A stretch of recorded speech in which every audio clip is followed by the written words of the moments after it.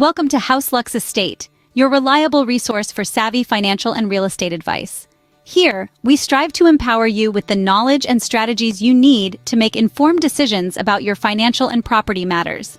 With an array of insightful content, from investment tips to practical budgeting advice, House Lux Estate is your go-to channel for financial enlightenment. Today, we are going to delve into a very crucial topic: the 5 best methods to reduce personal debt effectively. The first method on our list is creating a budget. Now, we know that the word budget can often seem intimidating, but let's demystify it together. Imagine a budget as a financial blueprint.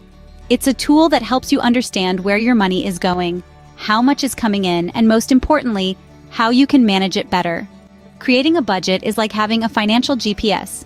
It gives you a clear picture of your income and expenses, and it helps you make informed decisions.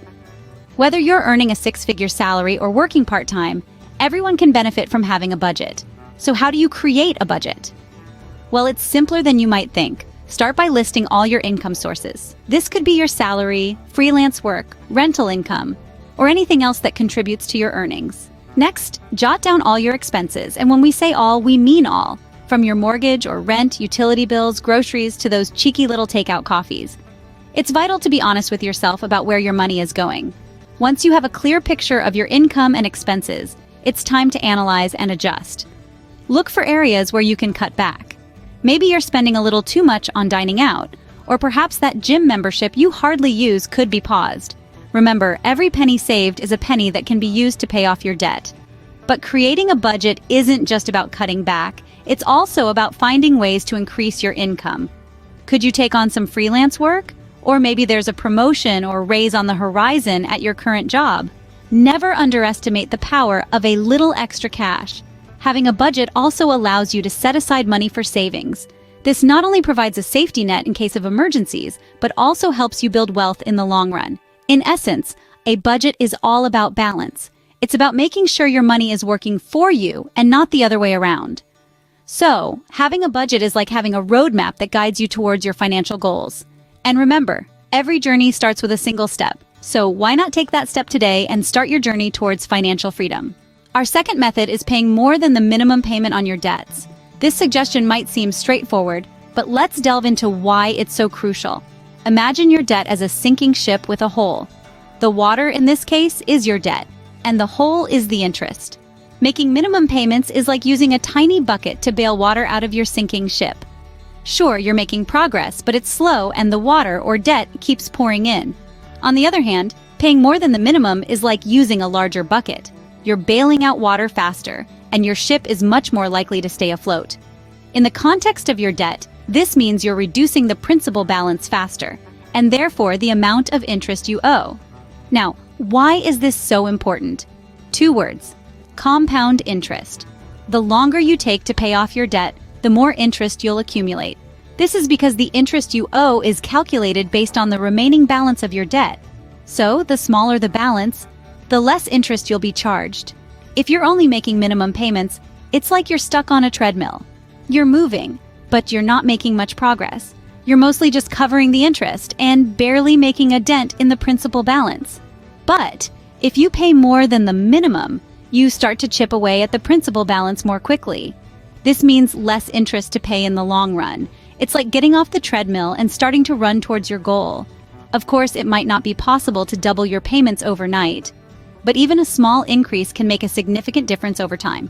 So start where you can. If you can afford to pay an extra $20, $50, or even $100 each month, you'll be surprised at how much quicker you can reduce your debt.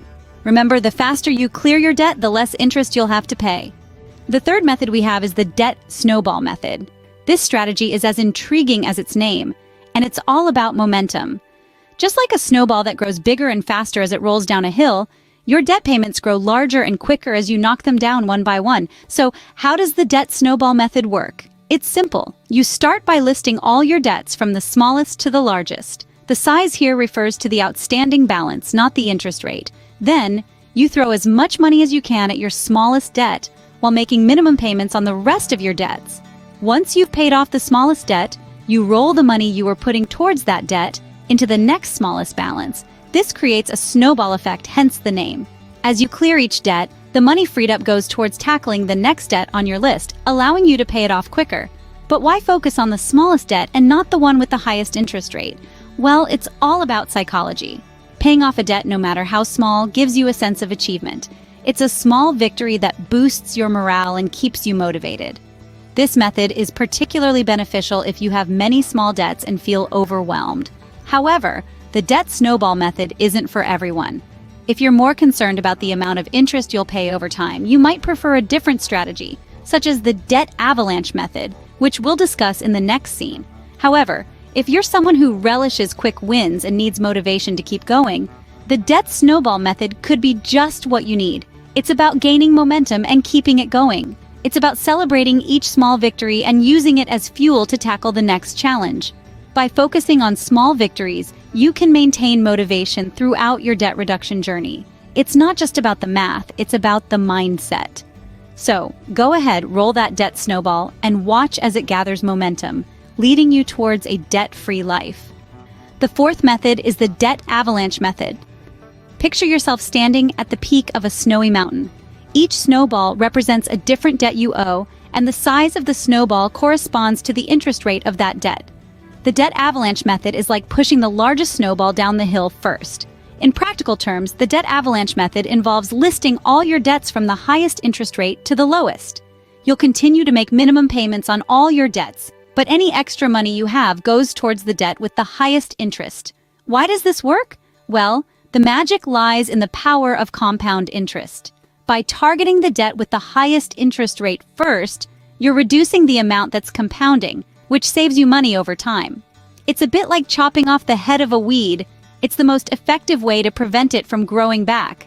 Now, it's worth noting that this method requires discipline and patience.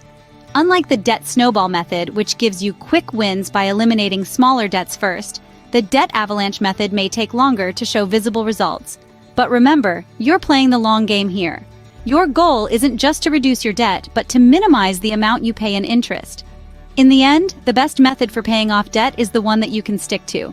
The debt avalanche method is a powerful tool in your arsenal, but it's not for everyone.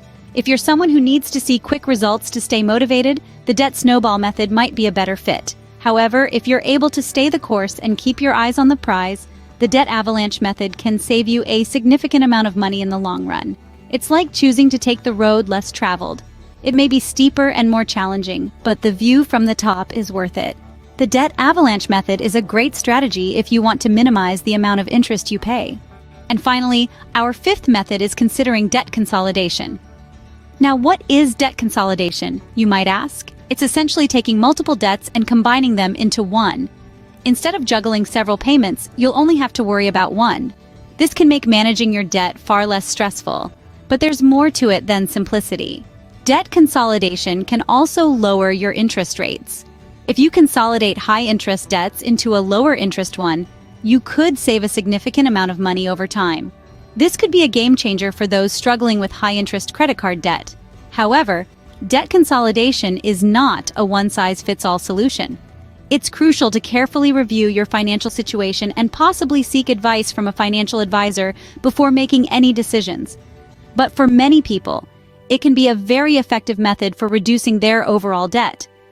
Consolidating your debt can simplify your payments and potentially lower your interest rates. So, those were our 5 best methods to reduce personal debt effectively.